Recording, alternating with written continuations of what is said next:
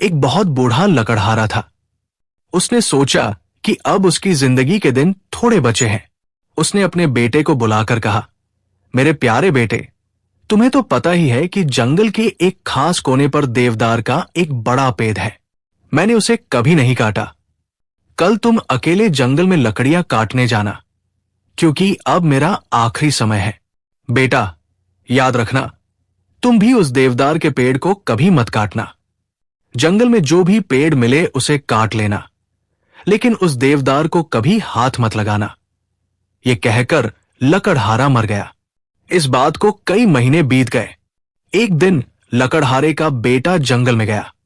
उसने देवदार के पेड़ को गौर से देखा और फिर अपने मन में सोचा, इस पेड़ में तो कोई खास बात नजर नहीं आती, क्यों न इसे काट लिया जाए। यह कहकर उसने अपनी कुल्हाड़ी उठाई और पेड़ के तने पर मारने लगा। पेड़ थोड़ा सा सरकर पीछे हट गया। लकड़हारा एक कदम आगे बढ़ा तो पेड़ और भी पीछे हट गया। अब उसने पेड़ की तरफ दौड़ना शुरू कर दिया। पेड़ उससे भी तेज दौड़ने लगा। आखिरकार लकड़हारा थक हारकर वही वापस आ गया जहां से वो चला था। उसने कुल्हाड़ी अपने कंधे पर रखी और अपने गधे पर सवार होकर घर की तरफ चल दिया। चलते चलते रात हो गई। हर तरफ घना अंधेरा छा गया। लकड़हारे ने गधे को रोका और फैसला किया कि रात वही गुजारेगा। उसने गधे को एक पेड़ से बांधा और खुद एक मोटी शाखा पर चढ़कर बैठ गया। जब सुबह हुई तो लकड़हारा पेड़ से नीचे उतरा। लेकिन अरे वाह, जहां रात को गधा बंधा था वहां हड्डियों का एक ढेर पड़ा था और थोड़े फासले पर वही देवदार का पेड़ खड़ा था। लकड़हारे ने कुल्हाड़ी अपने कंधे पर रखी और कहा, अच्छा, अब मैं पैदल ही उसके पीछे जाऊंगा। देवदार का पेड़ और लकड़हारा आगे पीछे चलते रहे। पहाड़ों, घाटियों और मैदानों से गुजरते रहे, यहां तक कि शाम हो गई। दिन की रोशनी कम होने लगी। लकड़हारे ने यह रात भी एक पेड़ पर गुजारी और फिर सुबह होते ही देवदार के पेड़ के पीछे भागने लगा। तीसरे दिन एक और अजीब घटना हुई। इससे लकड़हारा देवदार के पेड़ को बिल्कुल भूल गया। अचानक उसके सामने एक सांप और एक बड़ा हाथी आ गए। सांप और हाथी आपस में लड़ रहे थे। सांप हाथी को निगलने की कोशिश कर रहा था, लेकिन हाथी के लंबे दांत रुकावट बन गए और हाथी सांप के गले में फंस गया। लकड़हारे को अपनी आंखों पर यकीन नहीं आया। यह क्या हो रहा है? वो मूर्ति की तरह वही खड़ा रहा। उसका दिमाग काम नहीं कर रहा था।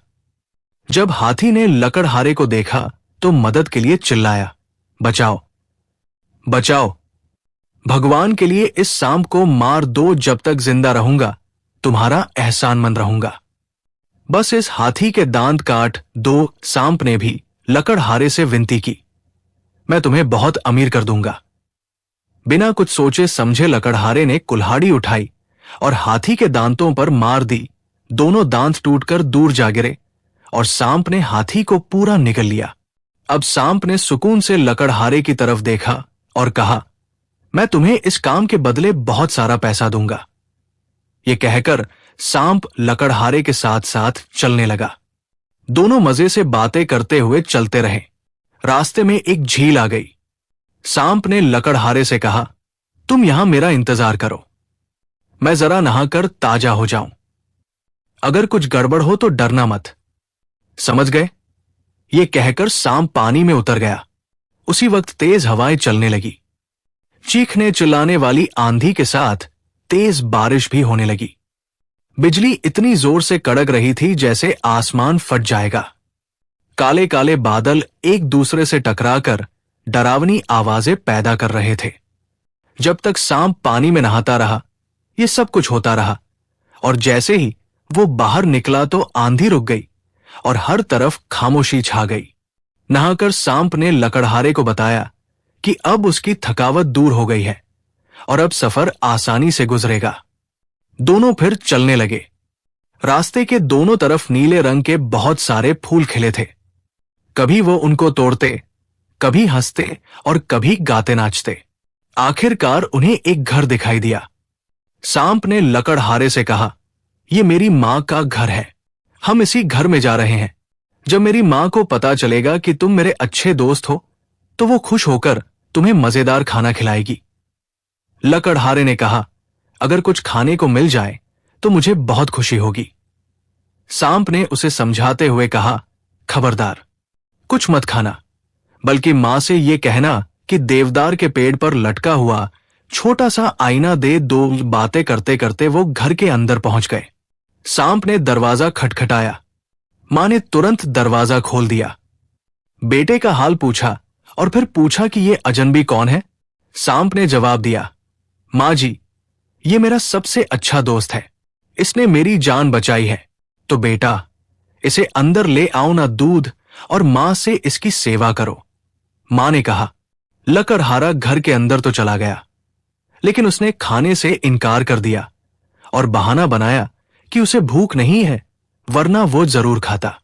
लेकिन बेटा, तुम मेरे बेटे के दोस्त हो, मैं तुम्हें बगैर कुछ खाए कैसे जाने दूं? मुझे तो ये बुरा लग रहा है। अच्छा बेटा, अगर कुछ नहीं खाते तो कोई तोहफा ही ले जाओ। सांप की मां ने लकड़हारे से कहा। लकड़हारे ने हिचकिचाते हुए कहा, आपके पास एक चीज है, अगर वो मुझे मिल जाए तो मेरा सफर आसानी से गुजरेगा। मां ने कहा, तुम नाम तो लो, मैं तुरंत दे दूंगी। लकड़हारे ने जल्दी से कहा, वो जो सामने देवदार के पेड़ पर आईना लटक रहा है, वो मुझे दे दीजिए। मां ने कहा, इतनी छोटी सी चीज मांग रहे हो, बड़ी अजीब इच्छा है तुम्हारी। लकड़हारे ने जवाब दिया, कोई बात नहीं, ये छोटा सा शीशा ही मेरे सफर में काम आएगा। अच्छा बेटा, मां ने इतना ही कहा और आईना उतारकर लकड़हारे को दे दिया। सांप और सांप की मां से इजाजत लेकर लकड़हारा फिर से सफर पर रवाना हो गया। चलते चलते उसके मन में ख्याल आया कि सांप ने अपनी मां से मुझे आईना क्यों दिलवाया, जरूर उसका कोई मतलब होगा। ये सोचकर उसने जेब से आईना निकाला। उसने उसकी पीठ को गौर से देखा, फिर उसे उल्टा कर सीधा किया और उसमें अपनी शक्ल देखने लगा। लेकिन आईने में उसे अपनी शक्ल की बजाय एक राक्षस नजर आया। उस राक्षस ने अदब से झुककर कहा, मेरे राजकुमार, क्या हुक्म है? इस अजीब बात से लकड़हारे के होश उड़ गए। वो 1 मिनट तक मूर्ति की तरह खड़ा रहा। हैरत से उसके मुंह से कोई बात न निकली। थोड़ी देर बाद वो समझा कि राक्षस उसे हुक्म देने के लिए कह रहा है। उस वक्त लकड़हारे को बहुत जोर से भूख लगी थी। मुझे भूख लगी है, मुझे कुछ खाने को चाहिए। उसके मुंह से ये अल्फाज निकले ही थे कि लकड़हारे के सामने एक खाने की मेज बिछ गई, जिस पर तरह तरह के खाने लगे हुए थे। राक्षस गायब हो गया। खाना इतना मजेदार था कि बेचारा लकड़हारा उसका कल्पना भी नहीं कर सकता था। तो आईने का ये मतलब है, लकड़हारे ने अपने दिल में कहा, जरूर ये जादू का आईना है। उसने जेब से आईना निकाला और फिर उसमें झांका। राक्षस फिर हाजिर हो गया और बोला, राजकुमार, क्या हुक्म है?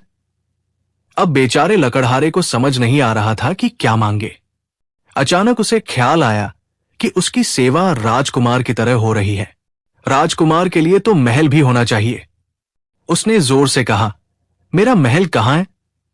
पलक झपकते ही वो एक शानदार महल के बड़े दरवाजे पर खड़ा था।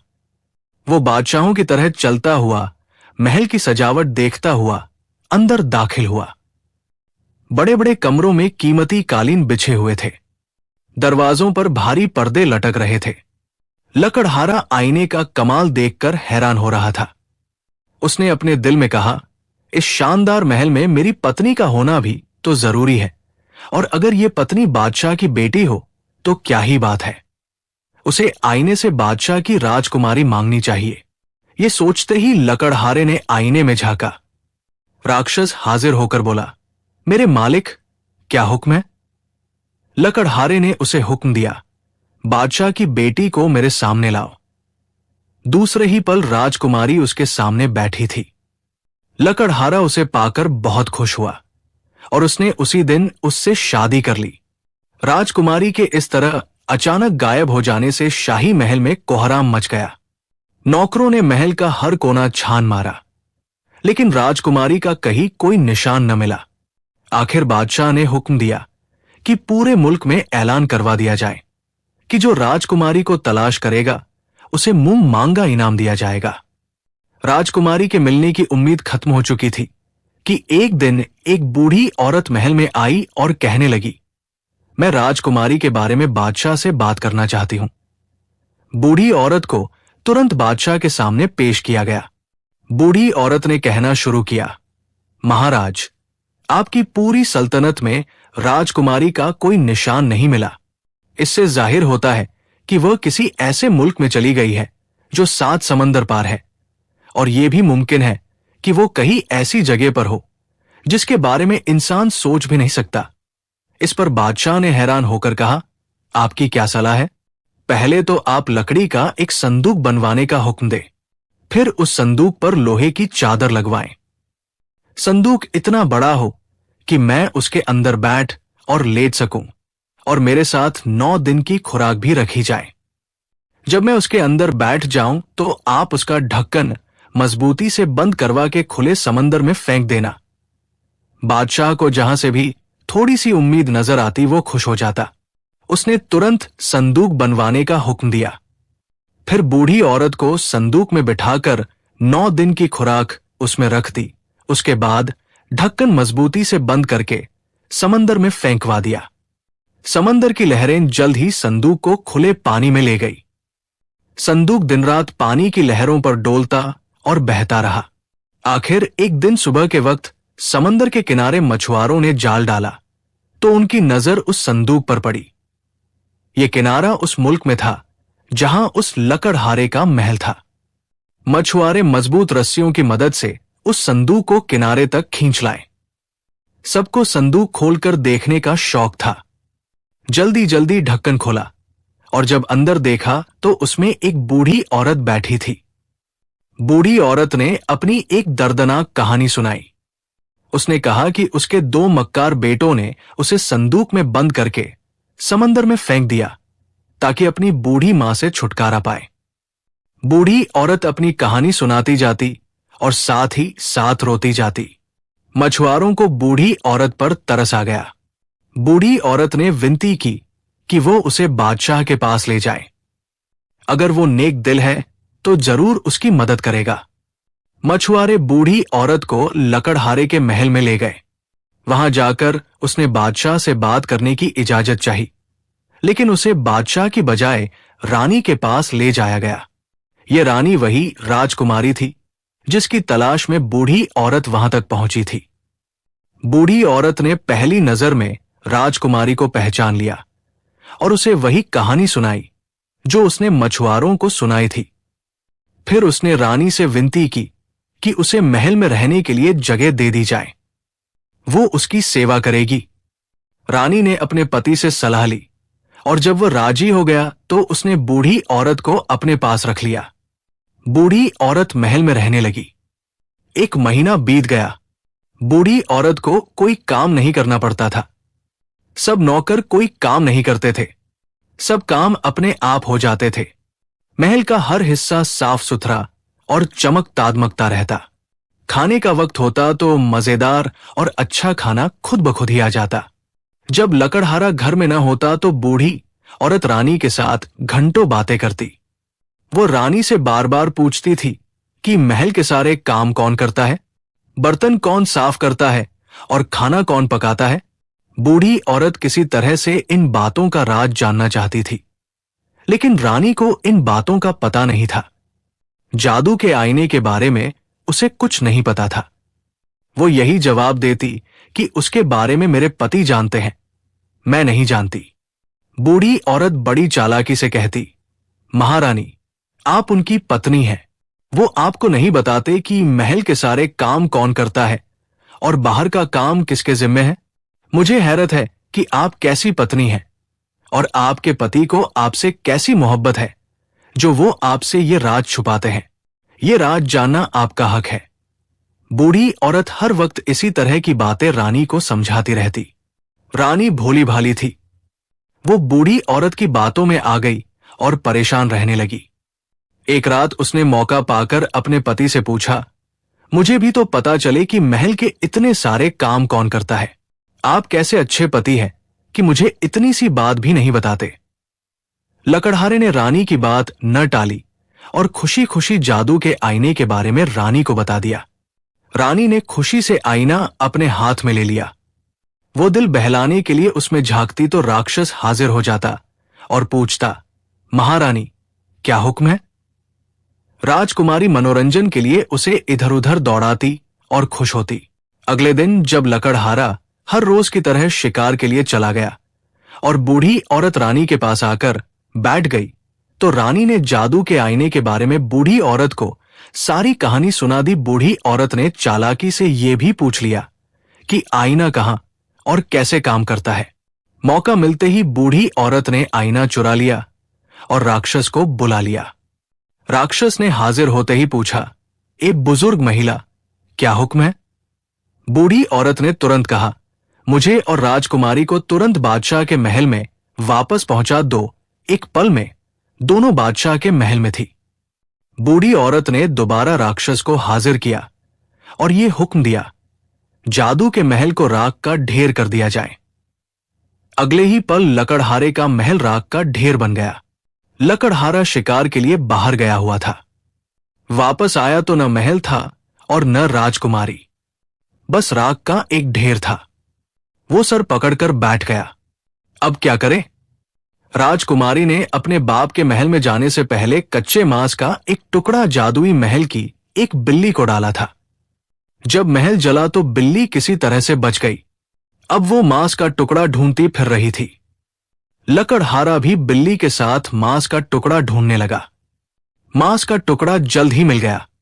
लकड़हारे ने मांस के टुकड़े को दो हिस्सों में बांट दिया। एक टुकड़ा बिल्ली के आगे डाल दिया और दूसरा अपनी जेब में रख लिया। अब यही टुकड़ा राजकुमारी की आखिरी निशानी रह गया था। वो टुकड़ा जेब में रखकर राजकुमारी को तलाश करने के लिए निकल पड़ा। वो दूर दूर तक चलता रहा। पहाड़ और मैदान, नदी और नाले, दरिया और समंदर उसके इरादे के सामने कुछ भी नहीं थे और वह चलता रहा। आखिरकार वो उस मुल्क में पहुंचा जहां का बादशाह उस राजकुमारी का बाप था। लकड़हारा सीधा शाही रसोई में हाजिर हुआ और बर्तन धोने के काम की विनती की। इत्तेफाक से शाही रसोई में बर्तन धोने के लिए एक नौकर की जरूरत थी। लकड़हारे का काम बन गया। अब वो किसी न किसी तरह से राजकुमारी से मिलने के मौके की तलाश में रहता। उसे ये खबर मिल चुकी थी कि राजकुमारी महल में वापस आ चुकी है। एक दिन शाही रसोई का बूढ़ा रसोइया अचानक बीमार हो गया। लकड़हारे ने उससे कहा, बड़े मियां, आप बस देखते रहें, मैं सब खाने तैयार करके बर्तनों में सजा दूंगा। बूढ़ा रसोइया राजी हो गया। लकड़हारे ने शाही रसोइया की हिदायत के मुताबिक खाने सजाए और राजकुमारी की प्लेट में मांस का वो छोटा सा टुकड़ा भी रख दिया जो वो जादू के महल में से लाया था। राजकुमारी भी अपने पति की जुदाई की वजह से बहुत बेचैन और परेशान थी और हर वक्त सोचती रहती थी कि अपने पति को कैसे तलाश करें। वक्त गुजरने के साथ साथ उससे मिलने की उम्मीद खत्म होती जा रही थी। जब उसने अपनी प्लेट में मांस का वो टुकड़ा देखा तो पहले तो वो परेशान हुई और फिर खुशी से उसका दिल धड़कने लगा। उसे तुरंत ख्याल आया कि उसका पति महल में मौजूद है और अब उससे मिलना मुश्किल नहीं। राजकुमारी ने रसोइये को बुलाया और उसके खाने की बहुत तारीफ की। फिर पूछा, क्या रसोई में कोई नया नौकर या आदमी रखा गया है, क्योंकि काम पहले से बेहतर होने लगा है। रसोइये ने हाथ जोड़कर विनती की, राजकुमारी साहिबा, मैं बूढ़ा और बीमार हूं। आज मुझसे काम नहीं हो रहा था, इसलिए मैंने अपने मददगार नौजवान से खाना बनवाया है। ये नौजवान कुछ दिन पहले ही नौकरी पर रखा गया है। अच्छा लड़का है बेचारा। राजकुमारी ने कहा, बड़े मियां, आप जाइए, आपकी तबीयत ठीक नहीं है। मेरी चाय उसी नौजवान के हाथ भेज दीजिएगा। जब पति पत्नी इतने लंबे समय की जुदाई के बाद मिले तो उनकी खुशी की कोई सीमा न रही।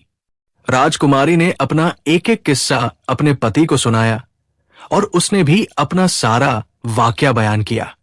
अब दोनों ने सलाह ली कि किसी तरह से जादू के आईने को हासिल करना चाहिए ताकि वो दोबारा अपने महल में जाकर हंसी खुशी रह सके। लेकिन वो जादू का आईना तो उस बूढ़ी औरत के पास था और वो हर वक्त राजकुमारी के पास रहती थी। बूढ़ी औरत ने राजकुमार को देखते ही पहचान लिया, क्योंकि वही राजकुमारी के लिए खाना और चाय लेकर आता था। बूढ़ी औरत ने राक्षस को बुलाया और हुक्म दिया कि लकड़हारे को वापस उसके जले हुए महल में पहुंचा दिया जाए। अगले ही पल लकड़हारा राख के ढेर पर बैठा था। अब वो था और उसकी बिल्ली दोनों ही एक दूसरे के साथी थे। अब बिल्ली की सुनिए।